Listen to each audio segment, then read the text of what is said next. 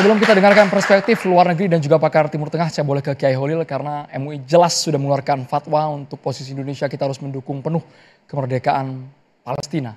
Pak Kiai Holil, orang-orang Palestina betul-betul karena ini tanah mereka, mereka tidak akan mau diusir sekalipun nyawa yang dikorbankan.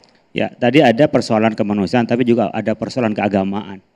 Karena bagi kaum Yahudi, Zionis pada tahun 1897 itu jelas mereka ingin membuka sebuah tempat khusus tersendiri sebagai negara untuk mereka bisa hidup merdeka dan independen.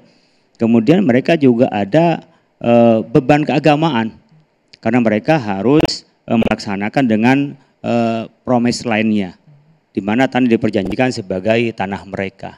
Tetapi kan mereka menjadi menduduki di Palestina itu, sehingga bagi mereka sebenarnya adalah persoalan keagamaan. Makanya tadi namanya Yitzhak Rabin pada tahun 95 dibunuh itu kan oleh kelompok teroris Yahudi. Yang sementara disematkan kepada umat Islam adalah sebenarnya teroris Yahudi karena mereka mau bersalaman dengan Presiden PLO pada saat itu, Yasir Arafat. Artinya seperti Benjamin Netanyahu pun melakukan kekerasan seperti ini pasti mendapat dukungan yang besar dari orang-orang Yahudi. Zionis maksud saya ya, karena memang kalau menurut penelitian Ernest berkenaan dengan Ernest Aronan ya, bahwa sebenarnya Zionis itu bukan dari suku Semet itu, bukan Semetisme.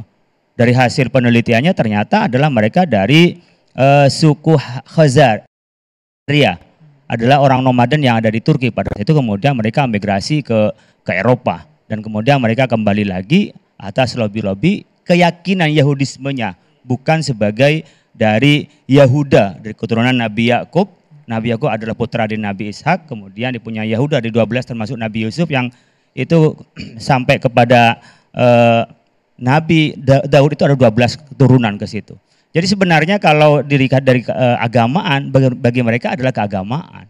Maka bagi kita sebenarnya kemanusiaan iya, tapi bagi kita agama kita juga mengajarkan untuk peduli terhadap kemanusiaan itu. Oleh karena itu ketika agama masing-masing saya yakin tidak ada satu agama yang akan membiarkan pembunuhan bagi orang-orang yang tak berdosa itu. Ketika tahun umpamanya 47 PBB itu membagi two state solution itu kan sangat tidak adil. Orang Palestina yang punya 80% dari tanah di situ dengan orang Yahudi yang pendatang baru membeli tanah besar-besar hanya 7%, tapi dibagi menjadi mereka yang 56%, kemudian orang-orang Palestina yang 43%. Jadi sebenarnya pembagian two state solution pada saat itu bukan tidak mau dua negara, tapi pembagian yang tidak adil dari PBB pada saat itu. Yang 48 umpamanya Israel mendeklarasikan sebagai negara.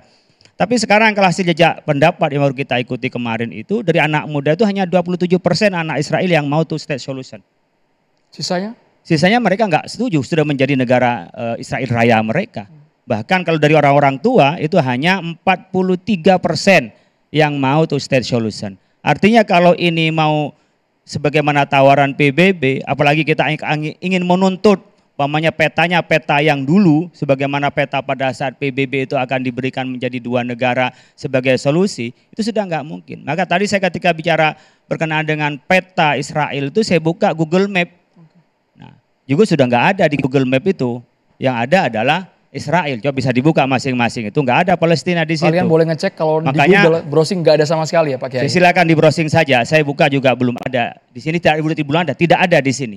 Jadi kalau tadi umpamanya anggapan Israel karena memang ini mungkin dikuasai oleh Israel, sehingga mereka tadi kata Prof. Hikmahanto sudah nggak ada Palestina itu.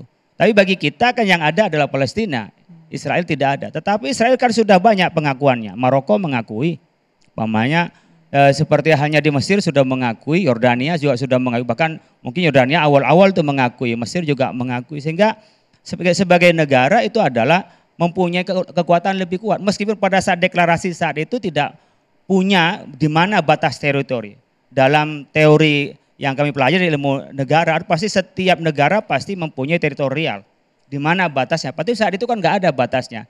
Dan mereka memang punya imajinasi seperti negara Syam dalam istilah Islam itu, Yordania, Israel, lalu Lebanon adalah bagian dari keseluruhannya dan bisa juga sampai ke Mesir. Dan dulu Yerusalem Timur itu punya Yordania, Gaza sempat pernah lepas, Sinai juga pernah lepas lalu kembali lagi ke Mesir, rumahnya di Sinai itu. Oleh karena itu bagi kami di Majelis Ulama, ini adalah pertama tentu adalah dorongan keagamaan. Agama kami mengajarkan bahwa kita harus melihat dan harus memperhatikan dan mendukung dan membantu terhadap orang yang mustad'afin atau negara yang mustad'afin. Dan kita sudah dari dulu mulai zaman Kiai Hasyim Asy'ari, mulai dulu negara berdiri ini menganggap bahwa Israel adalah penjajahan terhadap Palestina. Bukan penyerangan, bukan, tapi penjajahan. Apalagi dengan posisi terakhirnya adalah genosida yang dilakukan oleh Israel kepada rakyat Palestina. Jadi bukan hanya mencaplok negaranya, penguasaan. Kalau tadi umpamanya masuk Gaza harus seizin Israel. Sekarang juga sama. Kalau kita mau ke Aqsa juga pasti adalah visanya lewat Israel. Meskipun di sini ada kedutaannya, nggak lewat kedutaan Palestina yang ada di Indonesia, tidak. Tapi yang luar biasa Pak Kiai, meskipun menghanguskan Gaza, penduduk Gaza tidak pernah habis. Ya. Tidak pernah lenyap sedikit pun. Tidak lenyap, tapi pertumbuhan penduduk yang terakhir itu tetap hampir berkurang drastis. Turun drastis. Jadi kalau satu mungkin hanya melahirkan satu atau dua di Palestina, tapi di Israel sudah satu anak perempuan dan melahirkan 7 loh. Di populasi lebih cepat mereka. Dan mereka mau membangun pemukiman di tepi barat itu. Maka kalau tadi kita sampaikan, kalau dulu kita ditekan dengan kata-kata HAM, sebenarnya bukan HAM, hamburger aja sebenarnya. Karena apa? Ya nggak ada sekarang mana keberpihakan mereka terhadap anak-anak yang dibunuh. Kalau umpamanya milisi Hamas yang dibunuh, artinya ya Hamas yang dikejar untuk dibunuh, saya bisa menerima dan masuk akal. Tapi ketika anak kecil, ibu-ibu, perempuan, itu tidak ada agama yang perbolehkan itu. Tidak ada banyak kemanusiaan yang memperhatikan itu. Tidak ada banyak. Kita ngelihat hewan saja dibunuh begitu sudah nggak tega. Apalagi kita melihat orang yang dibunuh tanpa alasan seperti itu. Dan apalagi tenaga-tenaga yang ingin mengobati, dokter. Dan memang caranya mereka mulai dulu ketika mereka eksodus dari Jerman yang kena Nazi. Maka saya berpikir gimana cara menyelesaikan ini. Kita umpamanya di MUI, oke, boikot. Memang ada pengaruhnya. Tapi serangannya kan nggak berhenti. Pengaruh dalam ekonomi ya, tapi tidak sampai berpengaruh menghentikan terhadap serangannya. Tidak. Makanya mungkin seperti kemarin yang paling telak adalah ketika melihat Iran bisa bombardir. Jadi memang tidak perlu dengan kata-kata. Kalau toh ini bukan asli umpamanya dari Bani Israel yang selalu membangkang dalam sejarah Al-Quran. Ini ada yang mengatakan tidak. Tapi ada yang mengatakan teori yang pertama mengatakan ini adalah Semitisme ya. Jadi bagian dari Bani Israel. Memang selalu membangkang. Tidak ada lain mungkin bisa seperti caranya seperti Nabi sampai Fir'aun. Itu diperbudak oleh Fir'aun. Kemudian ditolong oleh Allah Subhanahu wa Ta'ala. Diberikan kemerdekaan. Dengan diutusnya Nabi Musa. Diberi kitab suci namanya Taurat. Tapi mereka apa? Setiap kejadian selalu membangkang. Bahkan mereka membunuh para nabi. Wa kanu la yatanahun an munkarin fa'aluhu, tak pernah ada di antara mereka kemungkaran itu yang dilarang.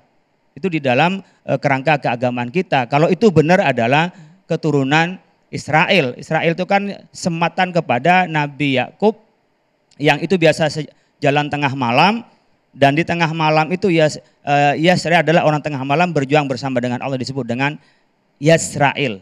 Israel itu bahasanya dari Nabi Yakub. Sebenarnya Nabi Yakub adalah putra dari Nabi Ismail yang soleh dan sabar sebenarnya. Dari punya anak 12 kemudian itu adalah menjadi suku dari Bani Israel itu. Ini dari perspektif agama, tapi berulang kali Israel selalu menarasikan bahwa Bu Susi bisa menjawab, kami hanya menyerang Hamas sekalipun Hamas berlindung kepada warga sipil, Bu Susi. Itu narasi yang berulang kali diutarakan oleh Netanyahu. Oke, saya agak beda ya. Saya mengutip, saya mesti baca ini karena enggak saya lupa semua katanya. René Girard, dia seorang filosofer Perancis ya. Dia pernah menulis tentang violence and the sacred. Jadi percaya bahwa asal-usul agama kuno, pengorbanan ritual sebagai pengulangan peristiwa asli, mitos sebagai catatan peristiwa ini tentang tabu yang melarang akses ke semua objek pada asal mula persaingan yang merosot menjadi krisis ini memang tampaknya sungguh traumatik. Jadi lebih dekat Ibu Susi. Hamas dengan Israel mirip dalam pengabdiannya kepada agama kuno ini. Jadi violence itu suci. Dua-duanya. Jadi kalau kita ingat Afghanistan dengan Pakistan, Afghanistan disuplai oleh intelligence Pakistan untuk mencegah India jangan sampai ikut campur. Oke, jadi kalau kita lihat Hamas dengan Israel, intelligence Israel menggunakan Hamas sampai peristiwa Oktober itu pasti provokasi dia karena dia bisa kasih uang, dia bisa membuat satu kelompok, dia bisa melakukan sesuatu. Jadi sebenarnya by accident ya, dua kelompok ini adalah pengabdi pada violence and the sacred. Jadi semacam gemar akan pemusnahan karena itu dianggap suci. Ya. Jadi kalau misalnya ada di dunia yang mau mengingatkan bahwa go to the rational stuff. Humanism itu adalah progressive philosophy. Jadi kita bisa catatan di sini juga di Indonesia karena kita harus sampai pada kondisi humanisme yang acceptable, progresif, tanpa theism dan other supernatural beliefs karena itu yang menjadikan violence and the sacred. Okay? Affirms our ability and responsibility to lead ethical lives. Nah ini nggak masuk dalam indoktrinasi kemanusiaan di antara Hamas dan Israel. Mereka jadi berdua punya pola yang sama. Pengacu kepada agama kuno yang percaya bahwa kejahatan atau violence is sacred. Ini tulisan René Girard ya. Jadi di sini memang berlaku the strong will do what they can, the weak suffer what they must. Tapi dalam hal ini ada elemen theismnya. Jadi kalau kita sebagai humanis yang ingin membangun negeri ini, membangun bangsa dan membangun negara, kita baliklah pada progressive philosophy.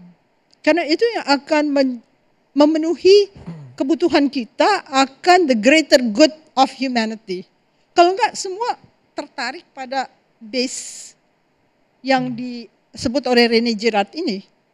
Kehidupan etis itu utama. Kita kehilangan kehidupan etis di Indonesia saat ini. Sama aja di Israel maupun Hamas. Jadi mereka akan bertempur habis-habisan menurut Ibu Susi?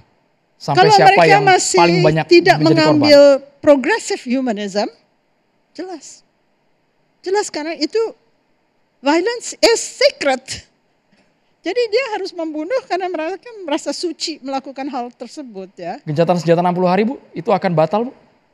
Kalau mereka masih primitif seperti ini, nggak mengambil progressive humanism, seperti dikatakan oleh René Girard, saya hanya mengutip ya. Tapi saya percaya bahwa kehidupan etis itu penting.